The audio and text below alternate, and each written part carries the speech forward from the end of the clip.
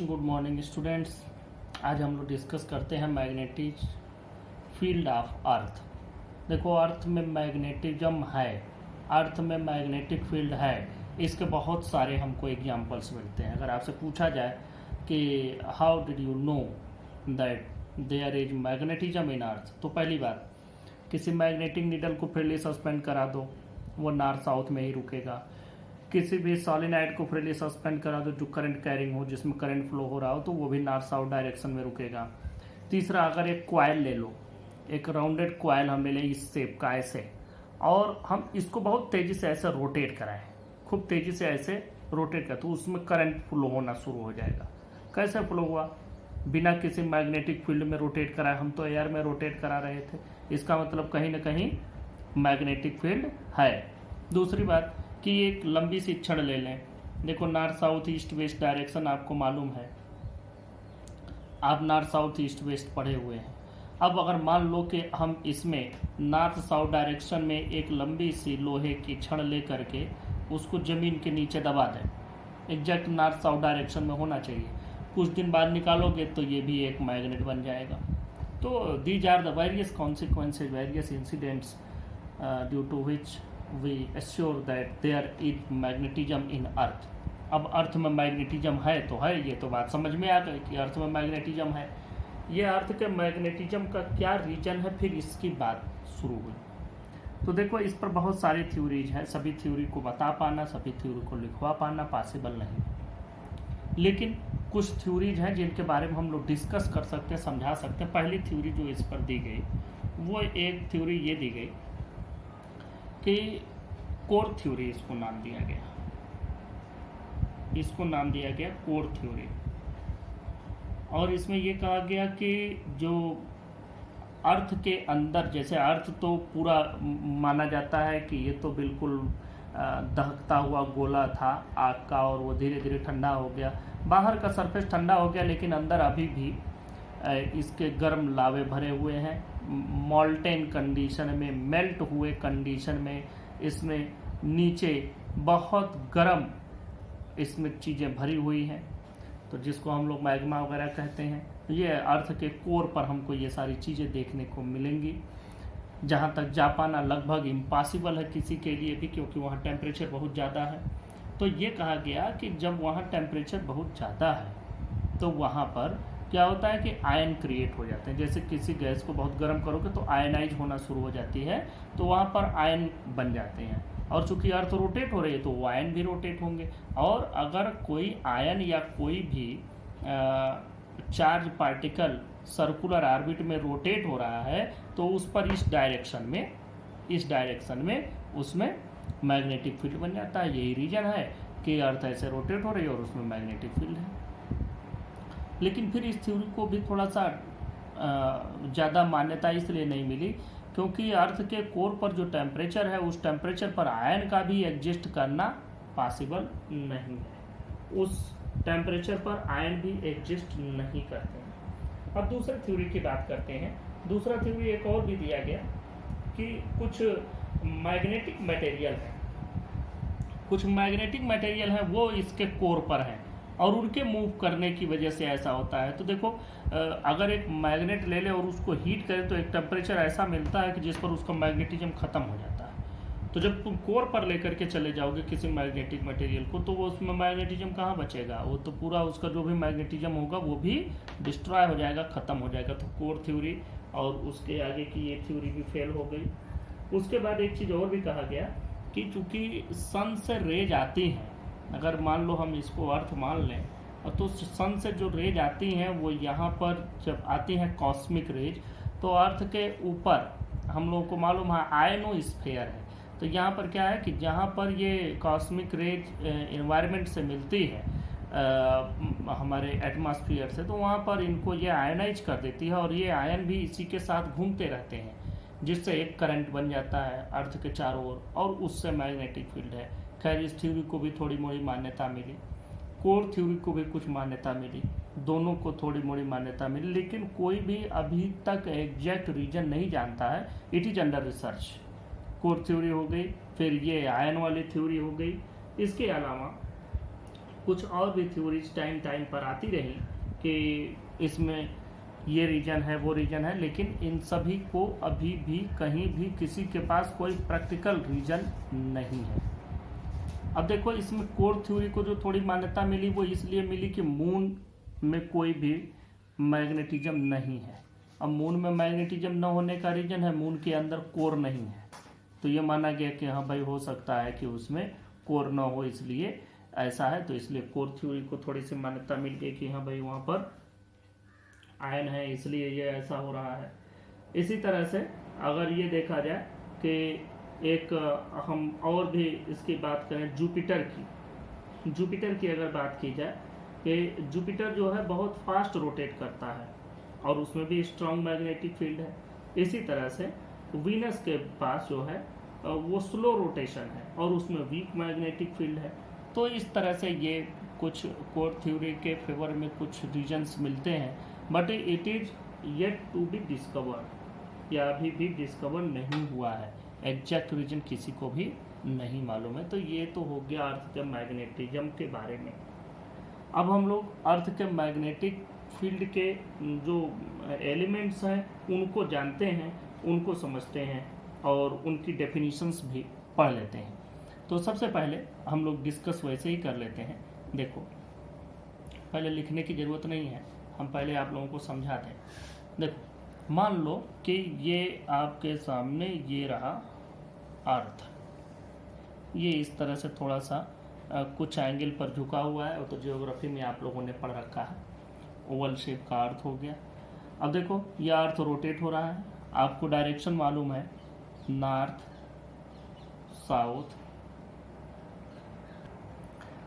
South east west हो गया। इसको आप लोग इक्वेटर बोलते हैं। तो सबसे बड़ी सर्किल इस पर ड्रा होती है, इसको इक्वेटर बोलते हैं। देखो ये नॉर्थ साउथ ईस्ट वेस्ट कैसे बनाया लोगों ने, तो ये जियोग्राफी से बनाया गया और ये सभी जियोग्राफिकल है। कैसे मिला? जैसे देखा गया कि यहाँ पर सनराइज होता है, सूरज निकलता है, यहाँ सनसेट होता है, सूरज डूबता है, इनको मिला दिया और ठीक इस पर परपेंडिकुलर एक लाइन ड्रा कर दी, एग्जैक्ट परपेंडिकुलर इस पर एक लाइन कर दी। ये लाइन जहाँ गई इसको इधर बना दिया नॉर्थ और इधर बना दिया साउथ। ये बिल्कुल परपेंडिकुलर लाइन इस पर ड्रा करते हैं।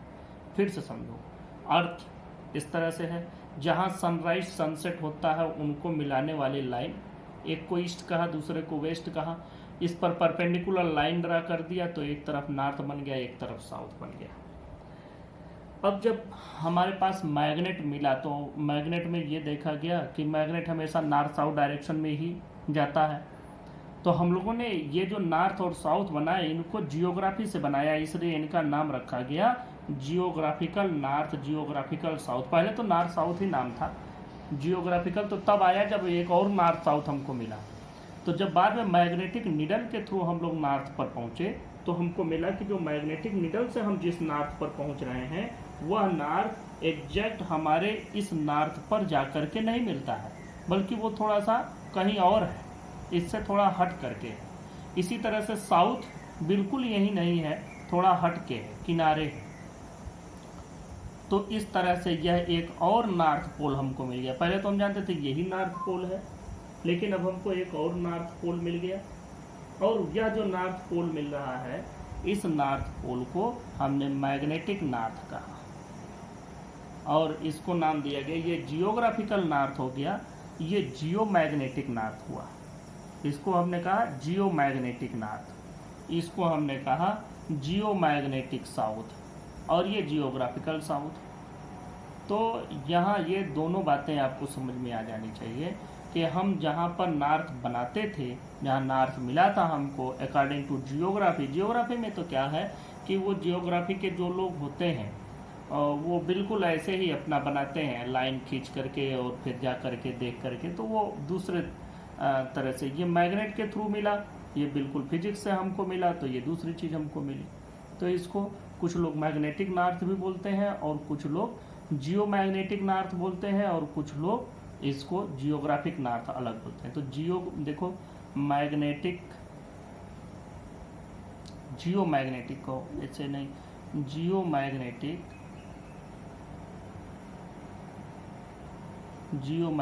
नॉर्थ। इसी तरह जियोमैग्नेटिक साउथ होगा, इसको हम क्या कहेंगे, जियोग्राफिक नॉर्थ। ये दो नॉर्थ हमारे पास है। अब यहाँ एक बात बहुत कंफ्यूज वाली होती है, जिसमें बहुत सारे लोग कंफ्यूज होते हैं। ये नॉर्थ हम कैसे समझे कि ये नॉर्थ है। इस नॉर्थ को तो ये तो जियोग्राफी से बनाया गया था, उसको छोड़ो, जो मैग्नेट वाला हमको मिला, हम यहाँ पर थे, मैग्नेटिक नीडल हमारे हाथ में थी जिसको कंपास नीडल कहते हैं। उसने नॉर्थ पोल से जिधर की ओर इंडिकेट किया उसी डायरेक्शन में हम चले और हम पहुंचाए नॉर्थ पोल पर। तो उसके नॉर्थ ने जिधर की ओर इंडिकेट किया वह नॉर्थ डायरेक्शन हुई और उधर की ओर पहुंचे तो हमको नॉर्थ पोल मिला। तो यह जो बना जियोमैग्नेटिक नॉर्थ बना। तो देखो, अगर एक मैग्नेट हो तो वो किधर की ओर इंडिकेट करेगा, जिधर उसको साउथ पोल मिले। जैसे हम यहाँ बनाते हैं, ये नॉर्थ पोल हम एक मैग्नेट का बनाते हैं ऐसे। अब ये कहाँ इंडिकेट करेगा, हमेशा साउथ को इंडिकेट करेगा। लेकिन हम लोग जब मैग्नेटिक नीडल से कोई गणना करते हैं, कहीं पहुंचते हैं किसी जगह पर, किसी पॉइंट को लोकेट करते हैं, तो हम ऐसे ही कि जिधर मैग्नेट का नॉर्थ पोल इंडिकेट कर रहा है उसी को नॉर्थ डायरेक्शन मानो। लेकिन ये तो हमारे समझ में आ गया कि जो अर्थ का मैग्नेटिज्म है, तो अर्थ के अंदर जो मैग्नेट है या बाहर से किसी भी तरह से जो अर्थ में मैग्नेटिज्म है, उस अर्थ के मैग्नेट का साउथ पोल नॉर्थ में रखा होगा। अर्थ के मैग्नेट का साउथ पोल नॉर्थ में रखा होगा। तो इसको हम लोग बोलते हैं साउथ मैग्नेटिक पोल। इसको नाम दिया जाता है साउथ मैग्नेटिक पोल।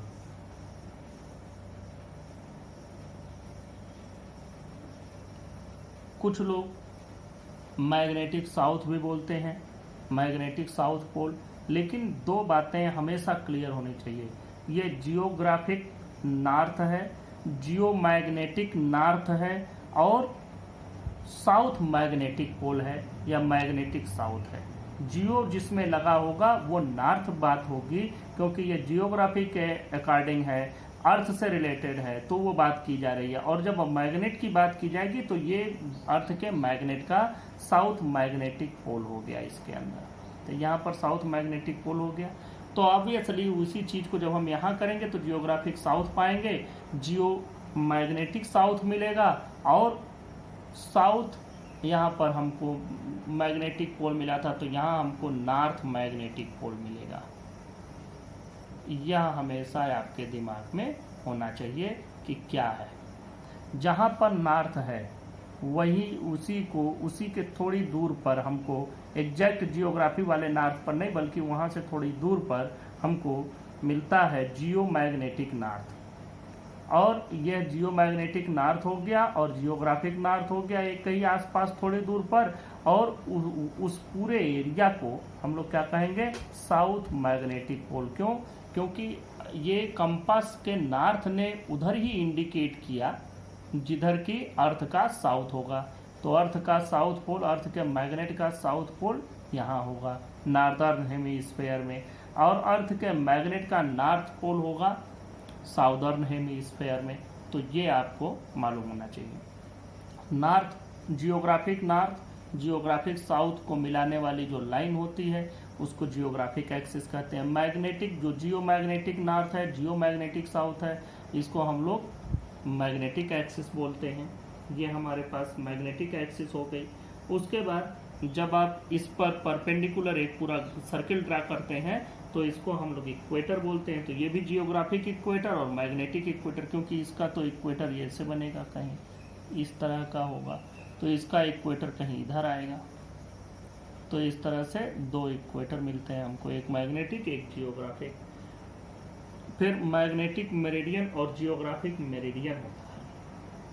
इस मेरिडियन को समझो क्या होता है, किसी भी जगह पर अर्थ पर अगर हम एक फ्रीली सस्पेंड कर दें मैग्नेट तो वो नॉर्थ साउथ डायरेक्शन में रुकेगा। तो अब इस मैग्नेट के नॉर्थ पोल साउथ पोल से एक प्लेन परपेंडिकुलर डायरेक्शन में ऐसे पास कर दें तो यह प्लेन कहा जाएगा मैग्नेटिक मेरिडियन। और जियोग्राफी में उससे प्लेन अगर हम पास कर दें तो वो जियोग्राफिकल मेरिडियन हो गया। तो ये कुछ डेफिनेशंस इससे रिलेटेड हुए, तो इनको बना लेते हैं और लिखते हैं। इसके कुछ एलिमेंट्स देखते हैं। पहले जियोग्राफिक एक्सिस देखते हैं। A straight line passing through the geographical north and geographical south pole of the earth. It is also known as axis of rotation of the earth. दूसरा देखें magnetic axis. A straight line passing through the magnetic north and south poles of the earth. तीसरा चीज देखो magnetic equator, the great circle on earth perpendicular to the magnetic axis. चौथा देखो magnetic meridian, vertical plane passing through the magnetic axis of a freely suspended small magnet. ये देखो अगर जैसे मान लो अर्थ के किसी प्लेस पे, इस पूरे को अर्थ का सरफेस मान लो, यहाँ पर मैंने ये मैग्नेट रखा और ये मैग्नेटिक नीडल रखी और ये ऐसे इस डायरेक्शन में मान लो रुका। अब यहीं से एक परपेंडिकुलर प्लेन पास कर दो तो उसी को हम लोग कहेंगे मैग्नेटिक मेरिडियन। ये हो गया। अब बात करते हैं जियोग्राफिक मेरिडियन की। A vertical plane passing through the geographic north and south poles. तो ये हमको मिलता है पूरा, ये इसके कुछ बेसिक वो हो गए, डेफिनीशंस हो गए। अब हम लोग चलते हैं जो अर्थ के सरफेस, अर्थ के मैग्नेटिक फील्ड के जो एलिमेंट्स हैं उन पर चर्चा करते हैं। देखो पहली बात करते हैं elements of earth magnetic field. इसमें फर्स्ट पॉइंट की बात की जाए, मैग्नेटिक डेक्लिनेशन और एंगल ऑफ डेक्लिनेशन। ये देखो होता क्या है कि किसी भी जगह पर, जैसे मान लो कि अर्थ के ये अर्थ का सरफेस है, इस सरफेस पर हम इस जगह पर है, तो यह इस जगह पर है। तो देखो यहाँ से जैसे एक जियोग्राफी वाला नॉर्थ होगा NG और यहाँ SG होगा, इन दोनों को मिलाने वाला जो लाइन हो गया, आपने कहा कि ये हमारा जियोग्राफिकल एक्सिस हो गया। और उसके बाद अगर एक वर्टिकल प्लेन ले लें जो इसी एक्सिस से पास हो रहा हो, a vertical plane passing through the geographic north and south pole is called geographic meridian. अगर वर्टिकल प्लेन यहीं से एक पास कर दिया जाए बिल्कुल ऐसे ही, तो इसको आप लोग कहेंगे जियोग्राफिक मेरिडियन। तो कहीं न कहीं यही मैग्नेटिक वाला नॉर्थ भी होगा, जियो मैग्नेटिक नॉर्थ, और ये जियो मैग्नेटिक साउथ। तो किसी भी जगह पर अगर हम अर्थ के इस जगह पर हैं तो इस जगह पर जियोग्राफी वाला मेरिडियन और मैग्नेटिक मेरिडियन, मतलब जियोग्राफिकल एक्सिस को मिलावें तो उससे पास होने वाला परपेंडिकुलर प्लेन और इससे पास होने वाला परपेंडिकुलर प्लेन, इन दोनों के बीच में हर जगह कुछ न कुछ एंगल बनेगा। अर्थ के किसी भी प्लेस पर आप रहेंगे तो ये एंगल आपको जियोग्राफी और जियो मैग्नेटिक या मैग्नेटिक के बीच में आपको मिलेगा। तो इस तरह से इनके बीच में जो एंगल मिलता है इसको हम लोग कहते हैं मैग्नेटिक डेक्लिनेशन या angle of declination. At any place, the acute angle between magnetic meridian and geographical meridian is called angle of declination. दूसरा जो हम लोग इसका पाते हैं वो होता है इंक्लिनेशन, एंगल ऑफ डिप या मैग्नेटिक इंक्लिनेशन। देखो इसमें एंगल ऑफ डिप और मैग्नेटिक इंक्लिनेशन यह इसका दूसरा एलिमेंट होता है अर्थ के मैग्नेटिक फील्ड का। इसका मतलब है the angle between direction of earth magnetic field and the horizontal in the magnetic meridian. अब देखो इसमें इसका मतलब क्या हुआ, जैसे कि जब आप मैग्नेटिक नीडल को ऐसे रखते हैं किसी भी प्लेस पर तो ये नॉर्थ साउथ डायरेक्शन में रुक जाती है, ऐसे ये नॉर्थ साउथ डायरेक्शन में रुक जाएगी। लेकिन हम लोग एक चीज़ देखते हैं कि ये नहीं समझते कि क्या यह मैग्नेटिक नीडल ऐसे है, चूंकि ये ऐसे इस तरह से नहीं घूमने को, इसका रोटेशन सिर्फ इस तरीके का हो सकता है। तो ये इस डायरेक्शन में तो रोटेट हो गई नॉर्थ साउथ डायरेक्शन में, लेकिन अगर जो ये ऐसे भी रोटेट होने के लिए फ्री हो तो ये क्या होती है कि ये बिल्कुल सीधी नहीं रहती बल्कि थोड़ा सा डिप हो जाती है, ऐसे थोड़ा सा डिप हो जाती है, चाहे इस डायरेक्शन में चाहे इस डायरेक्शन में, ऐसे थोड़ा सा डिप हो जाएगी। तो ये देखो नीचे नीचे हॉरिजॉन्टल है, हॉरिजॉन्टल के ऊपर इसको ऐसे रहना है, तो ये ऐसे ना हो करके थोड़ा सा ऐसे झुक जा रही है। This angle between the horizontal and dip of magnetic needle is called angle of dip. अब ये ऐसा क्यों होता है इसको भी समझो। देखो मान लो कि ये हम अर्थ के सरफेस पर किसी भी जगह पर हैं, तो इसका जो मैग्नेटिक फील्ड होगा वो तो ऐसे होगा, अर्थ का मैग्नेटिक फील्ड इस तरह से होगा। तो देखो क्या हम इस जगह पर मैग्नेटिक फील्ड अगर कैलकुलेट करना चाहते तो इसके ऊपर मैग्नेटिक फील्ड लाइंस बिल्कुल हार्जेंटल गई है, जैसे ये है, तो क्या इसके ऊपर फील्ड लाइन ऐसे हार्जेंटल है? हर जगह हार्जेंटल नहीं है, ये तो ऐसे मुड़ते हुए फील्ड लाइंस जाती हैं, यहाँ पर थोड़ा सा और ज़्यादा झुकाव है। तो हमको ये पता चल रहा है कि हर जगह बिल्कुल इसके कर्व के पैरेलल ये फील्ड लाइंस नहीं मुड़ी हुई हैं। तो हम अगर मैग्नेटिक नीडल लेकर के चलना शुरू करते हैं तो देखते हैं कि मैग्नेटिक नीडल बिल्कुल ऐसे चलते हैं, हम लोग चाहेंगे तो इस जगह पर थोड़ी सी ऐसे रहेगी, लेकिन जब ये पोल पर पहुंचेगी तो बिल्कुल ऐसे हो जाती है, इस तरह से वर्टिकली।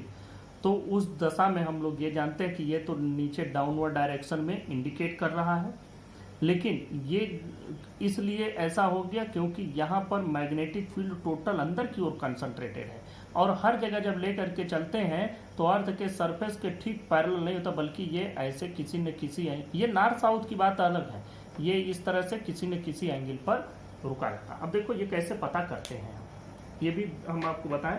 मान लो कि हम इसको जस्ट कंसीडर कर लो कि यह हमारे पास एक मैग्नेटिक नीडल है, कंपास नीडल है, जिसका नीडल ये है, ये इसकी नीडल हो गई। अब मेरे पास गोल कंपास नीडल नहीं है एग्जांपल देने के लिए, इसलिए आप लोग इसी से समझौता करें, समझने की कोशिश करें। अब मान लो कि ये हम इस जगह पर मैग्नेटिक फील्ड कैलकुलेट करना चाहते हैं, तो हम तो अपने टेबल पर मैग्नेट को इसको रखे, ये इधर एक तरफ नॉर्थ एक तरफ साउथ, ये ऐसे घूम करके इस डायरेक्शन में ऐसे रुक गई, एक तरफ नॉर्थ एक तरफ साउथ ऐसे रुक गई। अब हम तो ये जान रहे हैं कि बस यही हमारे पास हार्जेंटल हमने रख दिया तो हम समझे यही हार्जेंटल हो गया, लेकिन हार्जेंटल ये तो हो गया, अब इसके ऊपर मैग्नेटिक फील्ड लाइंस ऐसे मुड़ी है कि बिल्कुल स्ट्रेट जा रही है, ये तो हमें पता नहीं है। तो हम लोगों को वो एंगल ऑफ डिप भी पता करना है।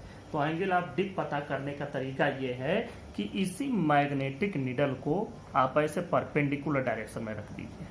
तो अब ये देखो, अब ये इस तरह से वर्टिकली अब ये मूव करने के लिए फ्री हो गया, अब ये वर्टिकली इस पर ऐसे मूव कर सकता है इस तरह से। ऐसे तो सिर्फ ये हार्जेंटल नॉर्थ साउथ डायरेक्शन में ये रुकेगा, लेकिन जब हम इसको ऐसे कर देंगे तो अब ये इस तरह से रुक सकता है, झुक सकता है। तो अब अभी तक तो ये इस तरह से था, लेकिन जब हमने ऐसे किया तो ये थोड़ा सा ऐसे डिप हो जाएगी, अपवर्ड डायरेक्शन में या डाउनवर्ड। अब ये हार्जेंटल से जितने एंगल पर ये झुक गया, this is angle of dip. तो अगर हमको एंगल ऑफ डिप मालूम हो और डिक्लिनेशन मालूम हो तो हम किसी भी जगह पर मैग्नेटिक फील्ड ऑफ अर्थ को कैलकुलेट कर सकते हैं। इसका एक तीसरा कंपोनेंट भी होता है, वो तीसरा कंपोनेंट भी हम लोग लिख लेते हैं, horizontal component of earth magnetic field. Horizontal component of Earth's magnetic field. Component of Earth's total magnetic field be in the horizontal direction in the magnetic meridian. इसको जैसे अर्थ का मैग्नेटिक फील्ड भी इस डायरेक्शन में है, हॉरिजॉन्टल इस direction में है, तो हॉरिजॉन्टल डायरेक्शन में इसका क्या कंपोनेंट है अर्थ के मैग्नेटिक फील्ड का, उसी को हम लोग कहते हैं horizontal component of earth's magnetic field. अब देखो हम लोग मानते हैं कि let delta is equal to angle of dip, हम इसको एंगल ऑफ डिप मान लिए। अब देखो जो अर्थ का मैग्नेटिक फील्ड होगा हॉरिजॉन्टल डायरेक्शन में वो कितना होगा, horizontal component of earth magnetic field वो कितना होगा, उसकी वैल्यू कितनी होगी।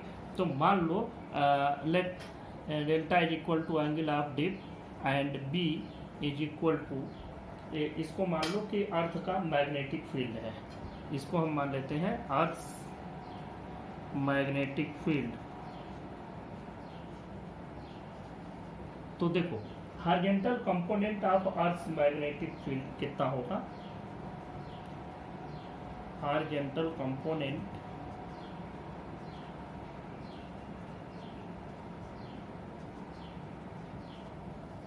अर्थ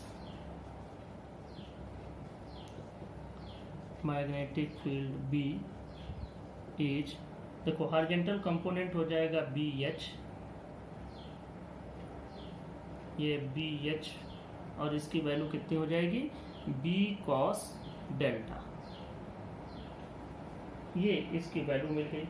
अब देखो जब हम इक्वेटर पर चले जाएंगे तब क्या होगा, जैसे ही आप इक्वेटर पर पहुंचेंगे वैसे ही लगभग पैरेलल ये फील्ड लाइंस ऐसे हैं, इक्वेटोरियल रीजन ये होता है, ये इक्वेटर का रीजन होगा, ये पोलर रीजन है।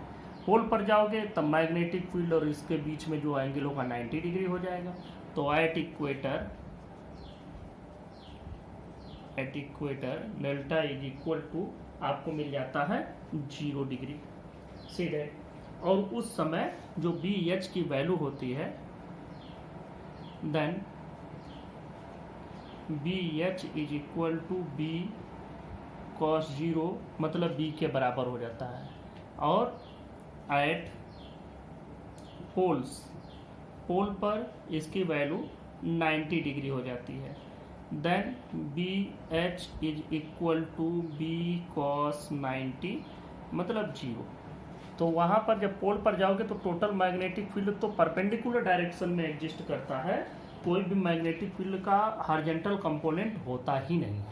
जबकि जब हम अर्थ के किसी और प्लेस पर जाते हैं तो हॉरिजॉन्टल वर्टिकल दोनों मिलता है। इक्वेटर पर जाओगे तो खाली हॉरिजॉन्टल मिलेगा, वर्टिकल कंपोनेंट नहीं मिलता है।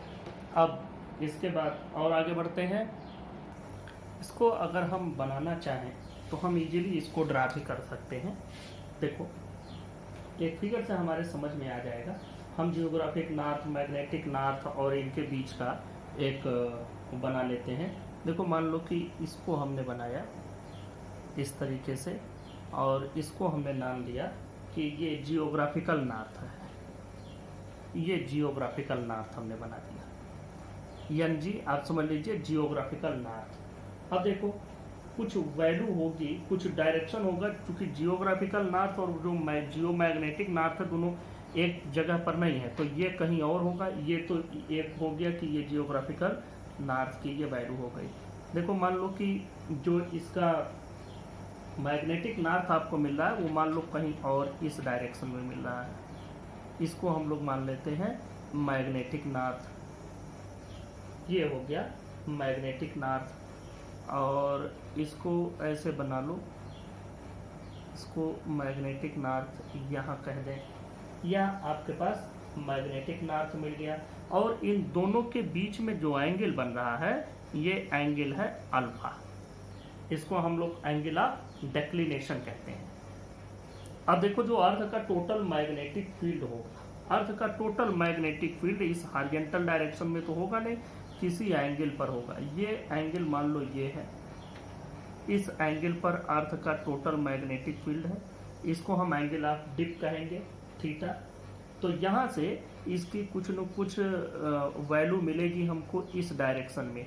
यह वैल्यू हो गई बी की, तो यह वैल्यू हो जाएगी बी एच की, और यहीं से इसकी वैल्यू इधर की ओर हो जाएगी बी वी की। ये हॉरिजॉन्टल हो गया, यह वर्टिकल हो गया। अब इनको आप क्या करें कि इनको मिला दो, और यहाँ से इसको भी ऐसे मिला दें। ये इसको एक अलग नाम दे देते हैं, ये अलग हो गया,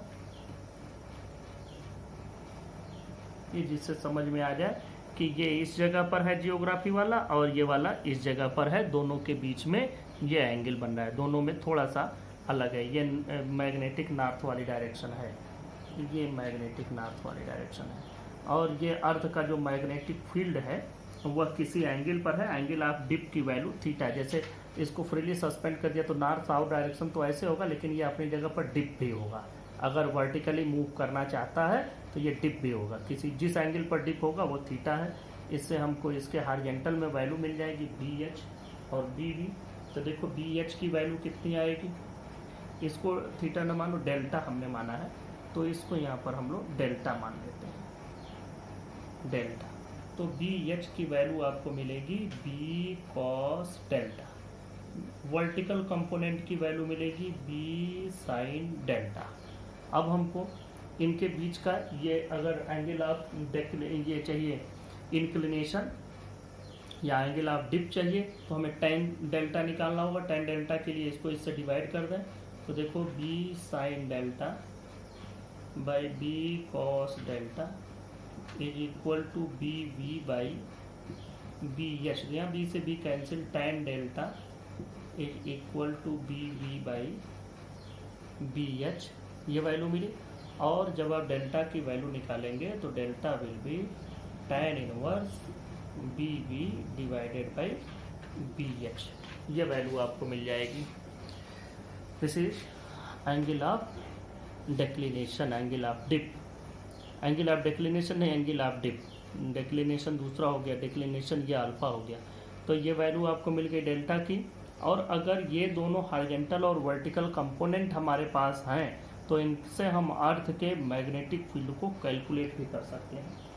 इसके लिए हमको क्या करना होगा, दोनों को स्क्वायर करके ऐड कर दो, B H square plus B V square is equal to, यहाँ पर हो जाएगा बी स्क्वायर, दोनों के ये cos square delta plus sine square delta, मतलब ये बी स्क्वायर के बराबर हो जाएगा। तो बी की वैल्यू क्या हो जाएगी, under root B H square plus B V square. तो डेल्टा होगा तो हमको हॉरिजॉन्टल वर्टिकल कंपोनेंट मिल जाएगा। और अगर हमारे पास हॉरिजॉन्टल वर्टिकल कंपोनेंट है तो अर्थ के टोटल मैग्नेटिक फील्ड को कैलकुलेट कर लेंगे। This is the method and these are the some definitions of basic terms related to the Earth's magnetic field.